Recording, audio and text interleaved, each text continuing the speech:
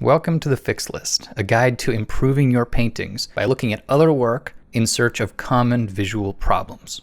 Today's problem is storytelling, and this is a big one, which is why I'm using it to open the composition category. Because when you get past all the technical stuff, we're just telling stories. So it's up to you to tell that story clearly. This example here is really powerful. This is fan art from Stranger Things, if you've ever seen that show, and what a frozen moment in time.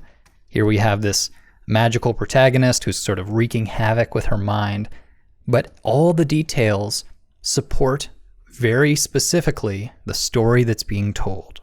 There's no doubt in my mind what is happening and why they painted this image. But you don't have to be an excellent painter in order to tell a story. So let's take a look at some examples from the ctrl+paint community. This is not an illustration, it's just some concept art for a cottage. It's literally titled Cottage. So you might think, well, hey, there's no story in a piece of concept art, it's just a house. This is where I think story is all the more important. If you're designing something, it lives in some context somewhere. And right now, there's really not a lot of details that tell me anything about this cottage. What I decided to do was to make it a specific cottage. In this case, it's a sheep farm. So here I've added, a cute little sign over the door, a little bit of pasture area, a coop, tacked a little barn back here on the back of the house.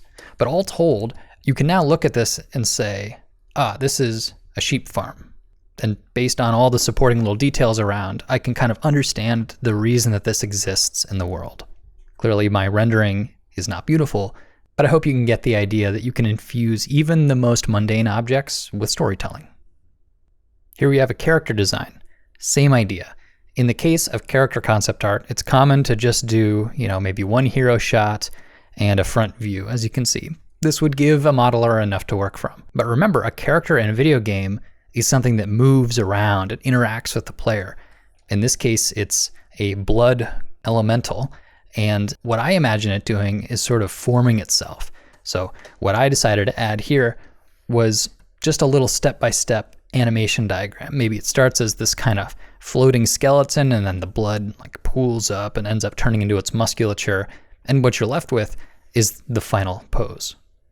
But just by adding a few extra diagrams, you can really take a static image and tell a story. It's not an illustration, it's just a character design, but this just tells you a little bit more. Here we've got an illustration. So it's not just a design of a Pegasus. This is called Ocean's Road, and it depicts a scene. This would be like a shot from a movie. And the more I looked at this, even though I really like a lot of aspects of it, I kept asking myself, what's going on? Why is this Pegasus so close to the water? Why is there no land in sight? And this idea of Ocean's Road wasn't clear to me. So in my paint over, I tried to turn the project's title into something that was a little more visual. What I added here was a glowing path through the water, like maybe there's bioluminescence or something glowing underneath the water. And I made one Pegasus into sort of like a herd of Pegasus. In my mind, what this is some group of migrating Pegasus over top of this special glowing path in the middle of a storm. Clearly, this was not exactly what the artist intended, but when I look at this paint over compared to the original, it just tells me more of something that's going on. Now, clearly, I don't really know why a Pegasus would migrate or why there would be a glowing road in the ocean, but the combination of these different aspects add together to tell some story. It says why, not just what. And that's a really important question to ask for your own paintings. Here's another character illustration. I really like the costume. I think the staging is pretty interesting, but this comes down to that question of what is she doing? Why is she kind of staring at nothing, and why is she posed like this? So the way I decided to modify this one was to grab one of these computer screens, I'm assuming that's what these kind of floating panels are, and to just allow her to interact with one. This was my final result. There are fewer floating screens around, or they've been de-emphasized, but then I made a couple very prominent, and she's working with them. Another little detail to notice is that beforehand, her hands aren't really doing anything. The hands and the face are the things that we do most of our communicating with.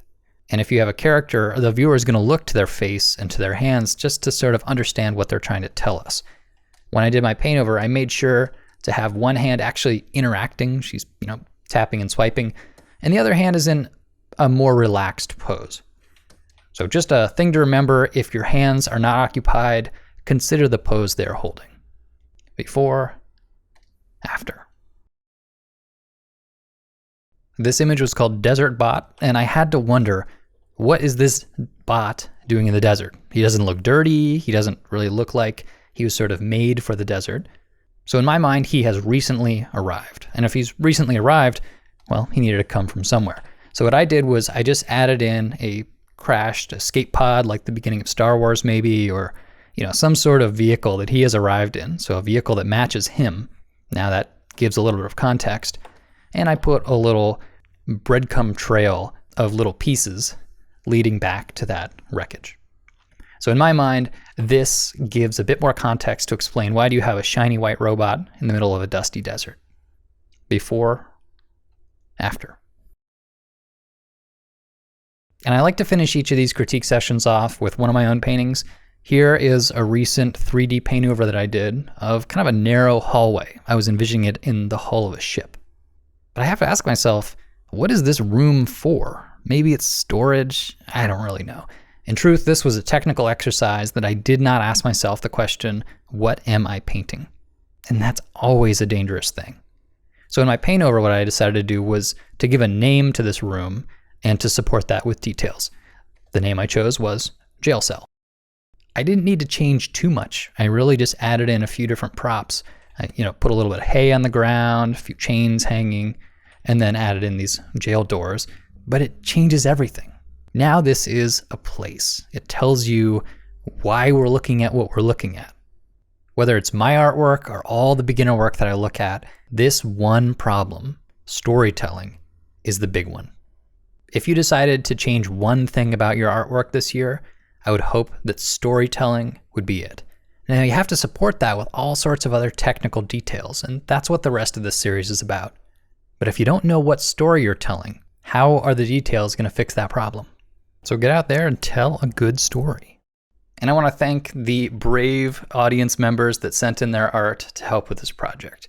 It's not easy to get your work critiqued, so thanks for the help. See you in the next video.